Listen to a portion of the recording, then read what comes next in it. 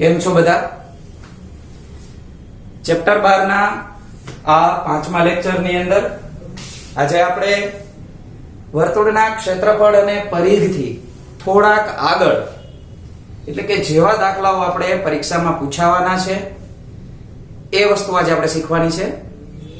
પરિઘ અને ક્ષેત્રફળ આધારિત દાખલાઓ પણ પૂછાય જ છે, પણ એના કરતા આ વધારે મહત્વ ગણાશે, કારણ કે જે પરિઘ અને ક્ષેત્રફળના દાખલાઓ જે છે એ આમ જોઈએ તો આપણે આગલા ધોરણમાં પણ શીખી ગયા છીએ, એટલે વર્તુળનો પાયો ગણાય.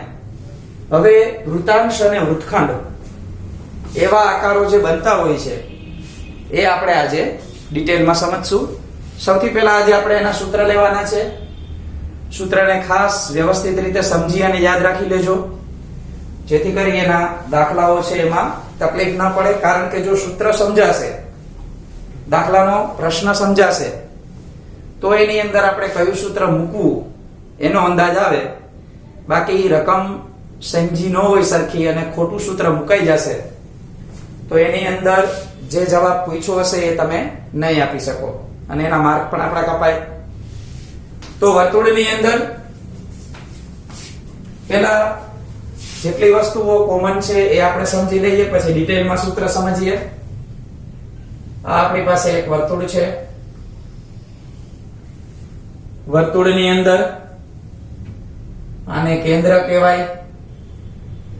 કેન્દ્રથી વર્તુળને જ્યાં અહીંયા ટચ કરશે એને આપણે ત્રિજ્યા કહીએ છીએ. આને પણ ત્રિજ્યા કહેવાય. આ ત્રિજ્યાઓના નામ આપી દઉં, OA અને OB. તો આ ત્રિજ્યાઓના નામ આપી દીધા.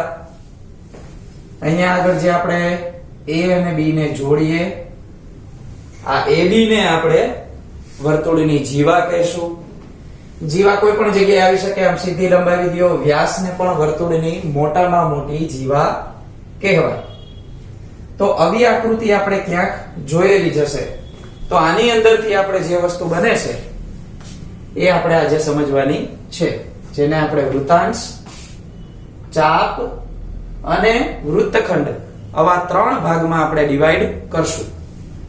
તો ડિટેલમાં આપણે સમજતા જઈએ અને સૂત્રો છે એ જે હું તમને આકૃતિ સાથે સમજૂતી આપું એ પણ તમે તમારી બુકમાં યાદી માટે લખી લેજો. તો સૌથી પહેલા આપણે ભાગ પાડવાના છે ચાપના, કે ચાપ આપણે કોને કહીશું. તો પહેલો પ્રકાર ચાપ. આ જે ચાપ આપેલી છે એનો આપણે પહેલું નામ આપીએ તો એ થશે લઘુચાપ. એનું સૂત્ર લઘુચાપની લંબાઈ, એને L તરીકે દર્શાવશું. પાઈ r થીટા છેદમાં 180 અંશ. હવે આ શું છે એ વાત કરીએ આપણે. તો અહીંયા આકૃતિ દોરીને સમજાવી દઉં. આપણે આ વર્તુળ દોર્યું હતું. વર્તુળની અંદર આપણે ત્રિજ્યાઓ દોરી હતી. આ ત્રિજ્યાઓથી આપણે અત્યારે ચાપની સમજૂતી મેળવીએ. તો લઘુચાપની જે લંબાઈ છે, આ લઘુચાપ કોને કહેવાય? સામાન્ય રીતે એક કાચની બંગડી હોય, બંગડીને આપણે તોડી નાખીએ તો એના જેટલા ટુકડા મળે ગોળાઈ વાળા એ બધાને ચાપ કહેવાય. હવે ચાપની અંદર લઘુચાપ અને ગુરુચાપ સમજાવું છું. માની લ્યો કે આ બંગડી છે અને A થી B સુધીનો આપણને એક ભાગ મળ્યો, અને અહીંયા આપણે બે બિંદુઓ લઈ લઈએ. તો વચ્ચે લઈ લઈએ આપણે P બિંદુ, અહીંયા લઈ લઈએ આપણે Q. તો લઘુચાપને હું અત્યારે બ્લુ માર્કર થી હાઇલાઇટ કરું છું. જે અહીંયા આગળ આપણને આ ઘાટો ભાગ અત્યારે હું કરી દઉં ગોળાઈ વાળો, એ આપણી લઘુચાપ છે. તો આ લઘુચાપને આપણે આ રીતે પણ દર્શાવી શકીએ, અને આમ નિશાન કરી બોલાયાને આ રીતે લઘુચાપ AB, અથવા આને આમ પણ બોલી શકાય લઘુચાપ APB. તો માત્ર તમે છેડા લેશો AB તોય ચાલે, વચ્ચેનું બિંદુ દર્શાવીને ચાપને દર્શાવશો તો પણ ચાલશે. હવે કોઈને એમ થાય કે આ થીટા એટલે શું છે, તો થીટા એટલે જે બે આપણે ત્રિજ્યાઓ દોરી એના દ્વારા અહીંયા જે ખૂણો બને એને આપણે થીટા કહેશું. તો આ લઘુચાપની લંબાઈનું સૂત્ર આપણે લીધું કે લઘુચાપને AB બોલી શકાય, આ રીતે બોલી શકાય, અને આ એનું સૂત્ર. લઘુચાપનો બીજો પ્રકાર આપણે લઈએ. આમ તો લઘુચાપનો પ્રકાર ન કહેવાય પણ ચાપનો પ્રકાર. લઘુ પછી આવશે ગુરુચાપ. તો ગુરુચાપની લંબાઈ આને પણ તમે L તરીકે દર્શાવી શકશો. L એટલે લેન્થ, બીજો આનો કાંઈ અર્થ નથી કરવાનો, લંબાઈ માટે જ સિમ્બોલ આપ્યો છે. આનું સૂત્ર થશે 2πr માઈનસ πr થીટા છેદમાં 180. તો આ સૂત્ર તો અહીંયા માઈનસ થયું. શેમાંથી માઈનસ થયું? તો કે 2πr માંથી. તો આ સૂત્રને આ રીતે પણ લખી શકાય કે 2πr એટલે તો કે પરિઘ, πr થીટા છેદમાં 180 એટલે તો કે લઘુચાપની લંબાઈ.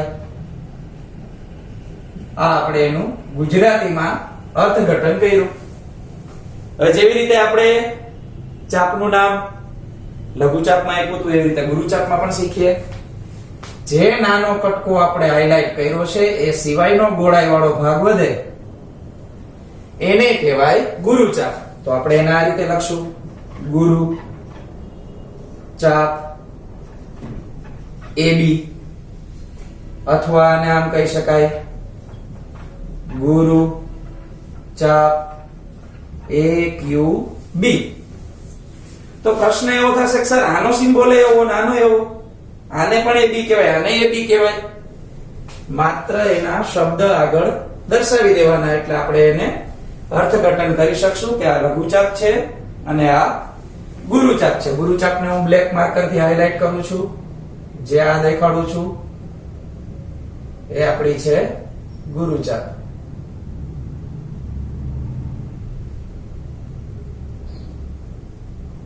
ઓકે, આપણે બે ભાગ શીખ્યા. આમાં પણ થીટાની વેલ્યુ વાત કરીએ તો લઘુચાપમાં અહીંયા નીચે થીટા મળતો હતો, ગુરુચાપમાં આટલો મોટો જે ભાગ દેખાય, જે અહીંથી નીચેનો થીટા નીકળી જાય પછી જે બાકી વધે એ કહેવાય ગુરુચાપ માટેનો ખૂણો. તો આ ગુરુચાપની વાત આપણે અહીંયા કરી. ત્યાર પછી હજી એક ત્રીજી ચાપ છે, એ છે અર્ધ વર્તુળ ચાપ. અર્ધ વર્તુળ ચાપ આને આપણે આ રીતે દર્શાવશું, માત્ર પાઈ r. આવું જ સૂત્ર થશે. તો તમને એમ થશે કે આવું કેમ થયું? તો આ ચાપ માટે મારે તમને આના સિવાયની બીજી એક આકૃતિ દોરીને સમજાવવું પડશે. એક નાની આકૃતિ અહીંયા હું દોરી દઉં વર્તુળની. અહીંયા આપણે કરી નાખીએ આનું કેન્દ્ર O. ત્રિજ્યા આપણે જેમ નીચે કરતા હતા એના બદલે આમ કરી નાખીએ તો તમને એમ થશે કે આ તો વ્યાસ બનાવ્યો, કેન્દ્ર ઉપરથી પસાર થાય એ સીધી રેખાને આપણે વ્યાસ કહીએ છીએ. અહીંયા P બિંદુ એમ નામ રાખીએ as it is, અહીંયા Q બિંદુ પણ રાખીએ ઉપર. તો આ લઘુચાપ ગુરુચાપ એના કરતા કંઈક અલગ દેખાય છે. અર્ધવર્તુળ ચાપને હાઇલાઇટ કરી દઉં રેડ માર્કર થી. જ્યાં નીચેનો ભાગ દેખાય એને આપણે અર્ધવર્તુળ ચાપ કહેશું. તો ઘણા વિદ્યાર્થીઓને અંદાજ આવી ગયો હશે કે આ અર્ધવર્તુળ ચાપ છે એ કઈ નવું તો છે નહીં. આને શું કહી શકાય? તો કે સંપૂર્ણ પરિઘ હતો એ પરિઘના અડધા કરી નાખો એટલે 2πr ને 2 વડે ભાગાકાર કરીએ તો 2 ઉડી જાય, ખાલી πr વધે. એને આપણે અર્ધવર્તુળ ચાપ કહી શકીએ. તો આ ડિટેલ સાથે આખો આ ચાપના 3 પ્રકાર આપ્યા છે. આકૃતિમાં પણ હાઇલાઇટ કરીને સમજાવ્યું છે. તમે પણ એને અલગ કલરથી આ રીતે સમજૂતી માટે લખી લેજો એટલે યાદ રહે. ત્યાર પછીનો જો પોર્શન આપણે જોઈએ તો એ છે વૃતાંશ. તો વૃતાંશની વાત કરીએ. વૃતાંશ એટલે શું થશે? અહીંથી આના હું ભાગ પાડી દઉં એટલે બંને મિક્સઅપ ન થાય. ચાલો, તો સૌથી પહેલા આપણે વૃતાંશ એવું વેડિંગ આપી દઈએ, એના વિશે સમજવાનું છે. વૃતાંશમાં જેવી રીતે લઘુથી શબ્દ શરૂ થતો હતો એવી રીતે જ અહીંયા કરશું. લઘુ વૃતાંશનું ક્ષેત્રફળ. તો લઘુ વૃતાંશની લંબાઈ તો ન હોય, આ વૃતાંશ છે એરિયા કવર કરે છે એટલે ક્ષેત્રફળ થશે. તો આનું ક્ષેત્રફળ થશે પાઈ r સ્ક્વેર થીટા છેદમાં 360. જો આ થીટા છે એ કઈ નવું નથી, એને આ રીતે બોલાશે થીટા, બરાબર, જે ખૂણાનું માપ દર્શાવે છે. હવે આની આકૃતિ આપણે જોઈએ કે લઘુ વૃતાંશના ક્ષેત્રફળ માટે આપણે શું જોશે. તો આ આપણી આકૃતિ દોરીએ. એમાં પણ અહીંયા O, A, અહીંયા B, અહીંયા P બિંદુ અને અહીંયા Q બિંદુ. તો આ લઘુ વૃતાંશનું જે ક્ષેત્રફળ છે એને હું અત્યારે બ્લેક કલર થી હાઇલાઇટ કરું છું.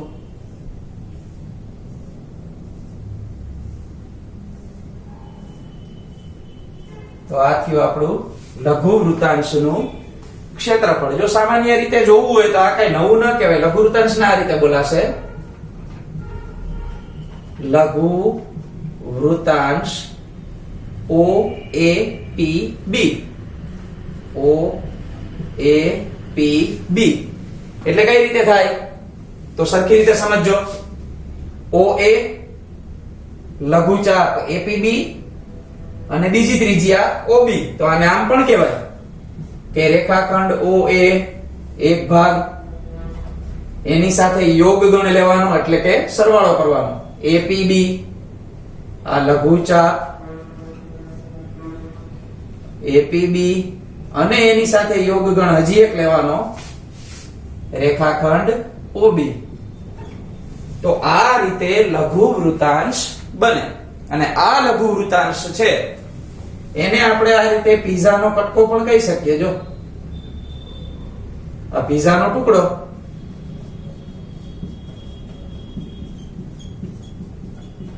પેલો ટુકડો આપણે લેશું એને આપણે કહેશું લઘુ વૃતાંશ. ત્યાર પછી આપણે લઈએ ગુરુ વૃતાંશ, બીજો પ્રકાર, વૃતાંશનો બીજો ભાગ. ગુરુ વૃતાંશનો ક્ષેત્રફળ.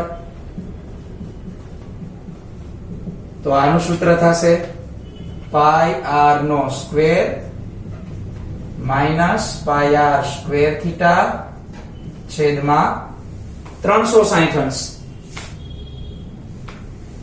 આને મારે લખવું હોય તો હું આ રીતે લખી શકીશ કે પાઈ r સ્ક્વેર એટલે થશે વર્તુળનું ક્ષેત્રફળ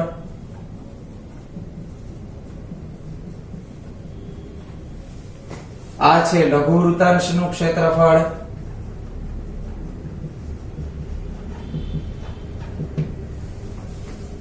બંનેની આકૃતિ પણ કરી નાખીએ આપણે અને આને હાઇલાઇટ કરી દઉં કે આને દર્શાવશું કઈ રીતે. O, A, Q અને B. જો અહીંયા હું આ હાઇલાઇટ કરી અને તમને દેખાડું છું કે આ ગુરુ વૃતાંશ કઈ આકારમાં દેખાશે. તો લખીએ ગુરુ વૃતાંશ O, A, Q અને B. આમાં કઈ કઈ થશે આની જેમ દર્શાવીએ તો પેલા તો રેખાખંડ OA એની સાથે આપણે યોગ ગણ લેવાનો ગુરુ ચાપ AQB નો, એની સાથે યોગ ગણ લેવાનો રેખાખંડ OB. જો આ બધી ડિટેલ એટલે લખીએ છીએ આપણે એક માર્કમાં પૂછાય તો આપણને સમજૂતી મળેલી હોય તો ખબર પડે. આને હાઇલાઇટ કરીએ બ્લુ થી. તો આ છે આપણું ગુરુ વૃતાંશ.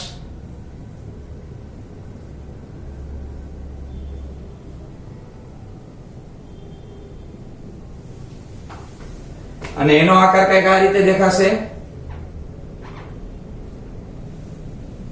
પીઝાનો ટુકડો કીધો,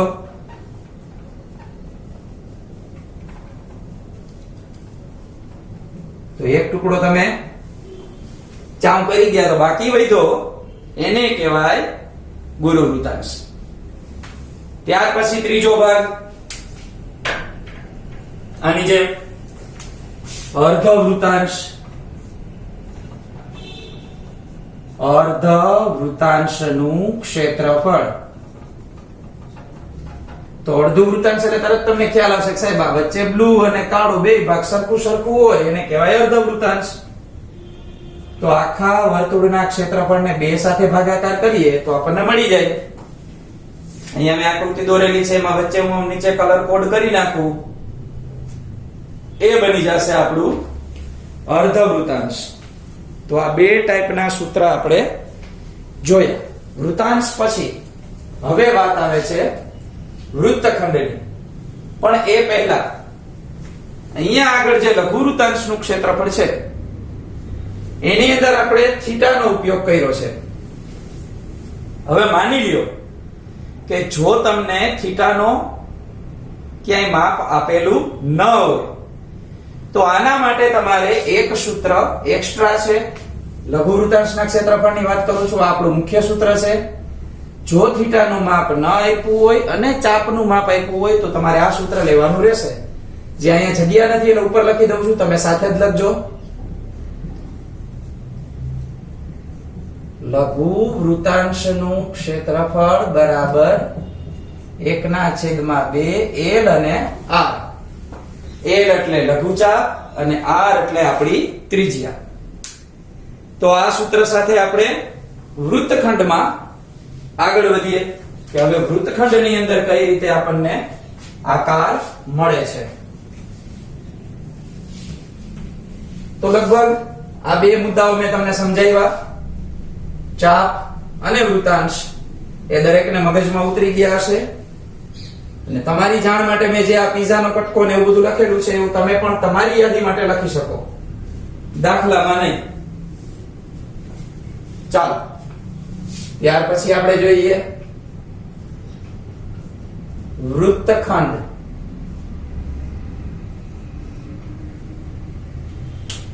તો વૃત્તખંડ માટે પહેલા આપણે લેશું લઘુ વૃત્તખંડનું ક્ષેત્રફળ આની જેમ જ. લઘુ વૃત્તખંડનું ક્ષેત્રફળ. તો પેલા આકૃતિ દોરીને તમને સમજાવી દઉં. તો આની અંદર તમારે પેલા વર્તુળ તો થશે જ. અહીંયા આગળથી આપણે OA અને OB આવી બે ત્રિજ્યાઓ દોરી લઈએ. અને P નામ આપી દઉં. અહીંયા Q બિંદુ લઈ લે ચાપ ઉપર. પછી અહીંયા એક જીવા દોરવાની થશે. આ જીવાને લીધે જે અહીંયા નીચે વાટકા જેવો આકાર દેખાણો એને આપણે કહેવાય લઘુ વૃત્તખંડ. જો અહીંયા આગળ મેં જીવા નથી દોરેલી, આખો ભાગ લીધો છે. તો મોટા ભાગના વિદ્યાર્થીને ખબર પડી જશે કે લઘુ વૃત્તાંશ છે આખું લઘુ વૃત્તાંશ. એમાંથી ઉપલો ત્રિકોણ કાઢી નાખીએ તો નીચે વાટકા જેવો આકાર વધે, એને કહેવાય લઘુ વૃત્તખંડ. ચાલો તો અહીંયા આપણે લખશું ક્ષેત્રફળ માટે કે સૂત્ર આ રીતના થશે. લઘુ વૃત્તાંશનું ક્ષેત્રફળ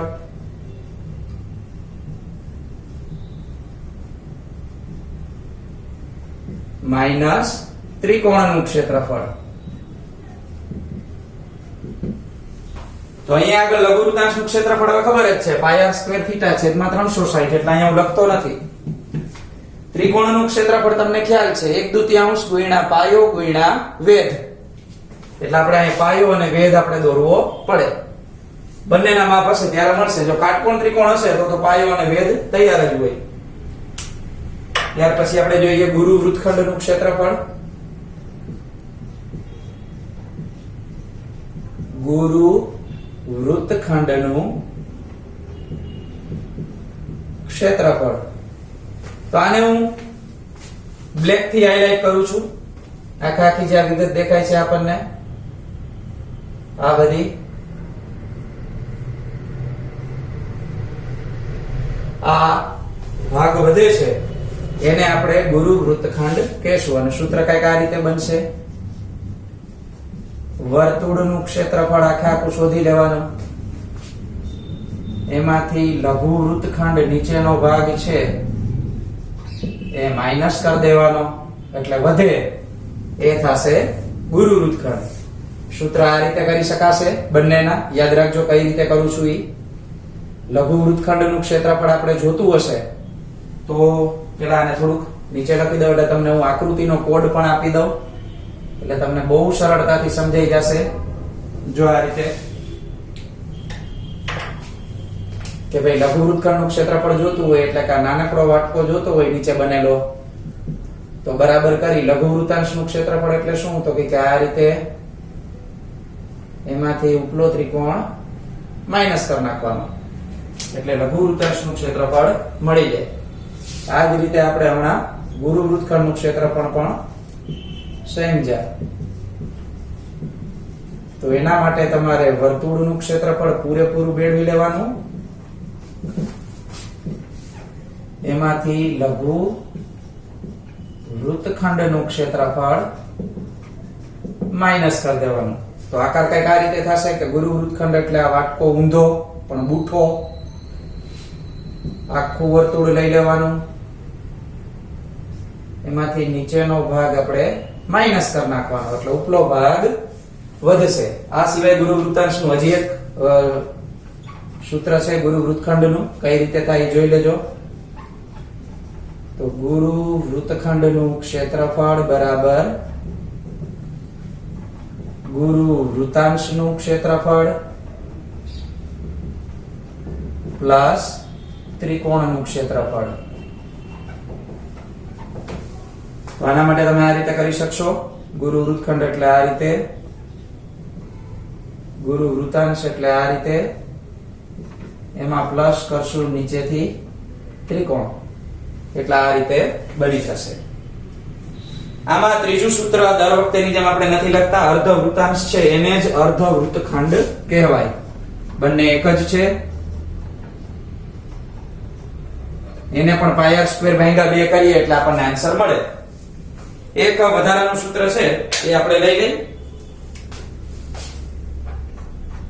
ઘડિયાળ વાળા દાખલા જ્યારે આપણને આપવામાં આવે, ઘડિયાળના મિનિટ કાંટાની લંબાઈ આપે ત્યારે, તો ઘડિયાળના કાંટા દ્વારા બનતો ખૂણો જેને થીટા કહેવાય અને સૂત્ર બનશે 6 ગુણ્યા મિનિટ. આ સૂત્ર એક ટેક્સ્ટમાં આપેલું નથી, તમે ખાલી જોશું. ત્રિકોણનું ક્ષેત્રફળ મેં અહીંયા લખ્યું નથી સૂત્ર, 1/2 ગુણ્યા પાયો ગુણ્યા વેધ. અને હેરોનનું સૂત્ર પણ તમને લોકોને 9માં શીખી ગયા છો, આવડે એવું જ છે. તો આટલી ડિટેલ સંપૂર્ણ છે એ આપણી બુકમાં લખી લેવાની છે, ત્યાર પછી જ આપણે દાખલા શરૂ કરશું.